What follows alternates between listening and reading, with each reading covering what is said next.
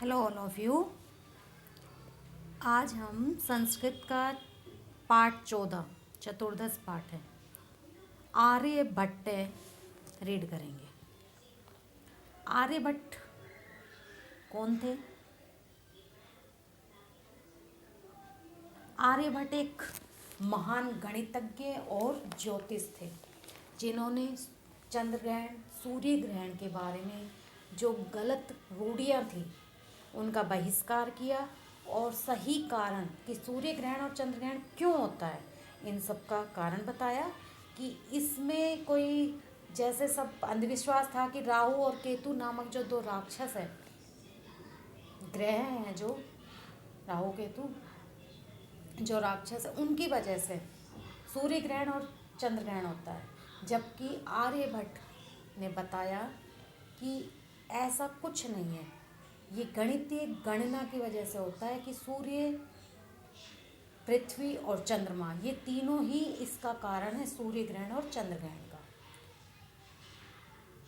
कि ये आपने साइंस में पढ़ा होगा, सोलर एक्लिप्स और लूनर एक्लिप्स सभी ने पढ़ा है, यानी सूर्य ग्रहण और चंद्र ग्रहण साइंस में भी पढ़ा है, एसएसटी में भी पढ़ा है। तो वही है ये सूर्य ग्रहण और चंद्र ग्रहण। इनके पीछे क्या कारण है? गणितीय गणना के अनुसार होता है ये, और सूर्य चंद्रमा और पृथ्वी ये तीनों ही इसका एक कारण है।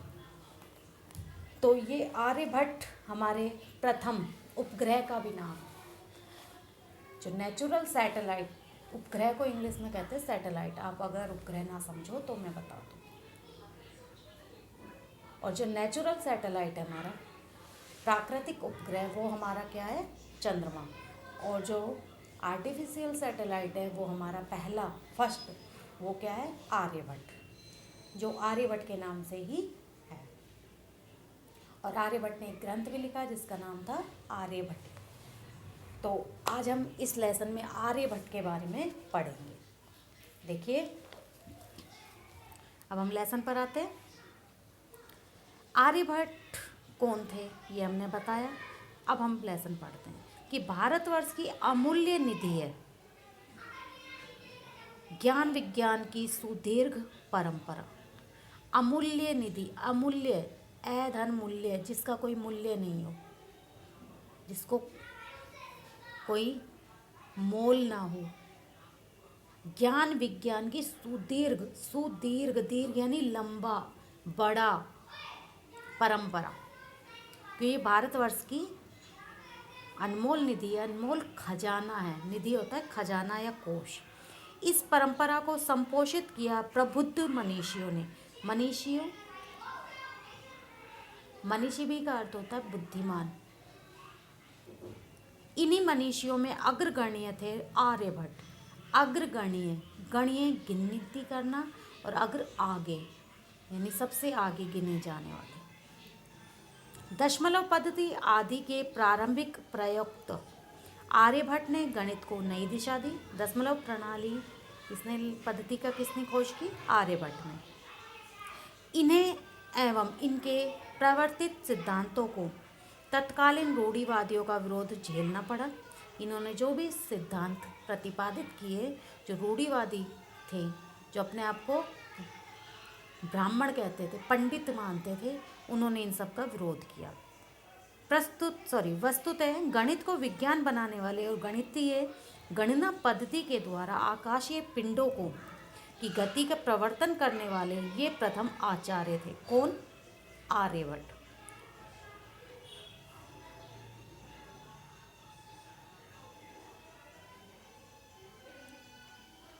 आचार्य आर्यभट्ट के इसी वैदुष्य का उद्घाटन प्रस्तुत पाठ में है कि इन्हीं सब चीज़ों का के बारे में इस लेसन में बताया है।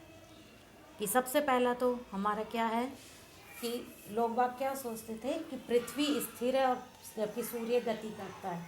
सूर्य जैसे हम देखते हैं कि सूरज पूरब में उगता है और पश्चिम में छिपता है, तो इसका मतलब सूर्य पूरे दिन गति करता है और धीरे धीरे सुबह उगता है, शाम तक वो पश्चिम तक पहुंच जाता है, जबकि गलत है। हमारी पृथ्वी जो है वो अपनी दूरी पर भी घूमती है और सूर्य का चारों ओर चक्कर लगाती है ना। पृथ्वी की दो गतियां हैं, ये आपने पढ़ा है। दैनिक और वार्षिक। दैनिक गति से दिन रात बनते हैं और वार्षिक गति से सीजन से यानी कि ऋतुएं बनती है। रोटेशन और रिवोल्यूशन आपने पढ़ा है आपने, ठीक है। तो ये अब हम एसएसटी में नहीं जाएंगे, हम अपने लेसन को पढ़ते हैं। पूर्व दिशायाम उदेति सूर्य पश्चिम दिशायाम च अस्ते गच्छति इति दृश्यते ही लोके। पूर्व दिशायाम, पूर्व दिशा में, उदेति उगता है, सूर्य सूर्य पश्चिम दिशायाम, पश्चिम दिशा में, च और अस्तम अस्त होना छिपना, गच्छति चला जाता है, इति ऐसा, दृश्यते दिखाई देता है या दिखता है, लोके संसार में, संसार में ऐसा दिखा जाता है या दिखाई देता है कि सूर्य पूर्व दिशा में उगता है और पश्चिम दिशा में अस्त हो जाता है। परंतु न नहीं एनेन यह अवबोध्यम अस्ति। आओ उपसर्ग है, बोध धातु, ल्यप प्रत्यय, अस्ति अलग वर्ड, अवबोध्यम अस्ति। अवबोध्यम समझने योग्य, अस्ति है या समझना चाहिए, जानना चाहिए। यत सूर्यो, यत धन सूर्य, यत धन सूर्य, यत यानी कि सूर्य सूर्य, गतिशील है गतिशील, इति है। परंतु इससे यह नहीं समझना चाहिए कि सूर्य गतिशील है। सूर्यो अचल है, पृथ्वी च चला, या स्वेके अक्षय भूणति इति सांप्रतम सुस्थापित है सिद्धांत। सूर्य अचल है, सूर्य धन अचल है, सूर्य अचल यानी कि गतिहीन स्थिर, पृथ्वी पृथ्वी च और चला गतिशील या अस्थिर। स्वकीय अपने या जो, स्वकीय अपने, अक्षय अक्ष पर, धुरी पर, आपने इंग्लिश में पढ़ा है ऑन एक्सिस यानी अपनी धुरी, हिंदी में बोलते हैं धुरी या अक्ष, ओके, इंग्लिश में बोलते हैं एक्सिस। तो कुछ वर्ड है आपको हिंदी में समझ नहीं आते, इंग्लिश में तुरंत कॉन्सेप्ट क्लियर हो जाता है तुम्हारा। घूर्णति घूर्णन करती है या घूमती है, इति ऐसा, सांप्रतम अब, सुस्थापित है भली भांति स्थापित, पूरी तरह से स्थापित, सिद्धांत सिद्धांत। सूर्य स्थिर है और पृथ्वी गतिशील है जो अपने अक्ष पर घूमती है, यह सिद्धांत अब पूरी तरह स्थापित है। यानी अब ये पूरी तरह मान लिया गया है कि पृथ्वी गतिशील है और सूर्य स्थिर है। सिद्धांतो अयम प्राथम्येन येन प्रवर्तिते स आसीत् महान गणितज्ञ ज्योतिर्विद्या आर्यभट्ट। सिद्धांत धन अयम, दो वर्ड है, सिद्धांत धन अयम, यह सिद्धांत, प्राथम्येन सबसे पहले, येन जिसने, प्रवर्तिते स्थापित किया, स वह, आसीत थे, महान गणितज्ञ, महान गणितज्ञ, ज्योतिर्विद च, दो वर्ड है, ज्योतिर्विद, ज्योति धन वेद धन च, और इसका अर्थ होता है और ज्योतिष। ज्योति मीन्स होता है प्रकाश वैसे, लेकिन ज्योतिर्विद का अर्थ होता है ज्योतिष। आर्यभट्ट आर्यभट्ट। यह सिद्धांत सबसे पहले जिसने स्थापित किया वे थे महान गणितज्ञ और ज्योतिषी आर्यभट्ट। पृथ्वी स्थिरावर्तते इति परंपरा प्रचलिता रूढ़ि तेन प्रत्यादिष्टा। पृथ्वी स्थिर है, यह परंपरा, इति परंपरा है, इस परंपरा का, प्रचलिता प्रचलित, रूढ़ि होती है मतलब क्या बोलते हैं प्रथा, तेन उन्होंने प्रत्यादिष्टा खंडन किया। पृथ्वी स्थिर है, इस परंपरा वाली प्रथा का उन्होंने खंडन किया। तेन उदायत तेन उन्होंने उदायतम उदाहरण दिया, यत की गतिशीलायां नौकायां उपविष्टे मानवे नौकां स्थिराम अनुभवति। गतिशीलायां चलने वाली, नौकायाम नाव में या नौका में, उपविष्टे बैठा हुआ, मानवे मनुष्य, नौकाम नाव को, स्थिरम अनुभवति स्थिर अनुभव करता है, अन्यान अन्य, च और पदार्थान पदार्थों को, गतिशीलान गतिशील, अवगच्छति समझता है, अवधनगम अव उपसर्ग है, गम धातु है, अवगच्छति समझता है। ठीक है। उन्होंने उदाहरण दिया कि गतिशील नौका में बैठा हुआ मनुष्य नाव को या नौका को स्थिर अनुभव करता है और अन्य पदार्थों को गतिशील समझता है। जब हम बस वगैरह में ट्रैवल करते हैं तो आप देखो, बस की खिड़की से बाहर जब देखते हो तो आपको ऐसा लग रहा है जैसे पेड़ भाग रहे हैं, है ना, और हम स्थिर हैं।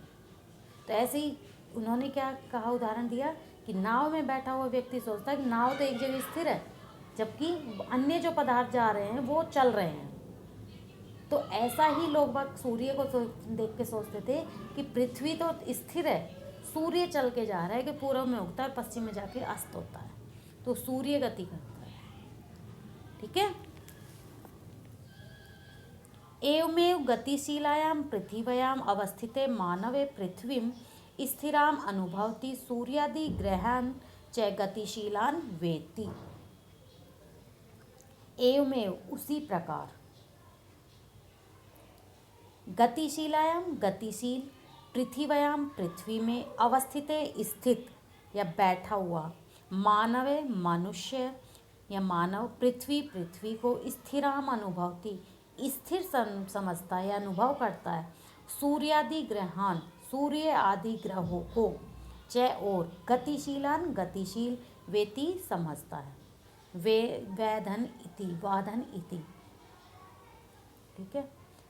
उसी प्रकार गतिशील पृथ्वी पर स्थित मनुष्य पृथ्वी को स्थिर अनुभव करता है, सूर्य आदि ग्रहों को गतिशील समझता है। तो इसमें तो क्या निकला कि पृथ्वी गतिशील है यानी गति करती है, जबकि सूर्य स्थिर है। ये इस सिद्धांत का प्रतिपादन किसने किया? आर्यभट्ट ने। नेक्स्ट देखिए,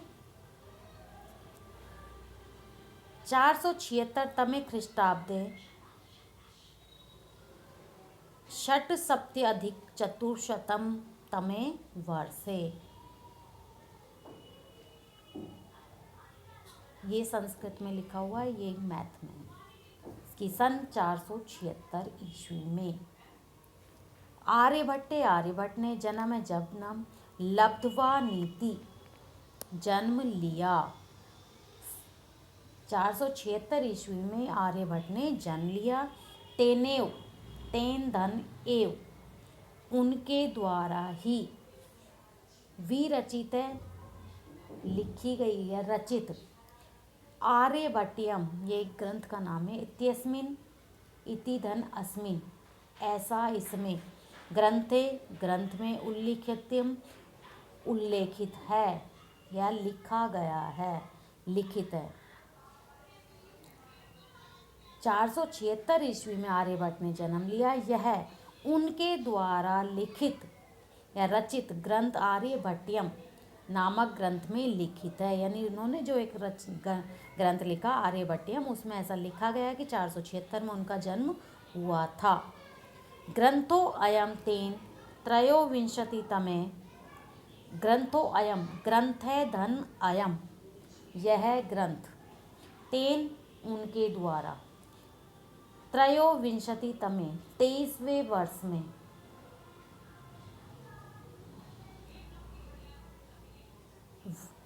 23वें वर्ष में। वयसी आयु में, विरचित लिखा गया या रचित किया गया। यह ग्रंथ उन्होंने 23वें वर्ष में लिखा था। ऐतिहासिक स्रोतों भी ज्ञायते यथ,